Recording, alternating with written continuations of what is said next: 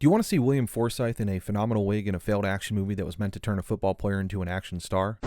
I'm sorry, I have to get more specific. Do you want to see the other movie besides Stone Cold where William Forsythe is in a phenomenal wig that is a failed action movie that was meant to turn a football player into an action star? Last night I watched Firestorm, a 1 hour, 29-minute action movie from 1998 directed by Dean Semler and starring Howie Long, Scott Glenn, and, William Forsythe, who unfortunately only has the wig on for the first part of the movie. And yeah, it's weird that William Forsythe was in two of these, but I think I'm actually going to blame the audiences for their failures because Stone Cold and Firestorm are both solid, I think. But I also don't totally blame the audiences because I think the bar for action movies in the 90s was just so high. I mean, Stone Cold came out in the same year as frigging Terminator 2, Ricochet, The Last Boy Scout, Out for Justice, which also has William Forsythe in normal hair but a crazy mustache, Point Break, and Ricky-O, which, my god, go out and watch Ricky-O if you haven't seen it. One of the all-time craziest action movies ever. And Firestorm came out in the same year as, again, and this is just action movies, The Mask of Zorro, Small Soldiers, Rush Hour, Ronin, Lethal Weapon 4, Saving Private Ryan, Armageddon, Deep Impact, and The Negotiator. And that's not even counting great foreign stuff that year like Run Lola Run, Contract Killer, and Lock, Stock, and Two Smoking Barrels. So I mean, in terms of competition, I get it, but if you're like me and pining for some just professionally made 90-minute action movies, then I would, highly recommend both of them, Stone Cold and Firestorm. And when I say competently made, I mean like to me, the 90s were the peak of about 100 years of practical effects learning and skill development before CGI came in and made Hollywood a lot less generally competent with that stuff. The director of this movie, Dean Semler, was the cinematographer for action god John McTiernan on Last Action Hero, which, by the way, is another relatively lesser-known gem of the 90s that I love. And Semler imbues this one with just,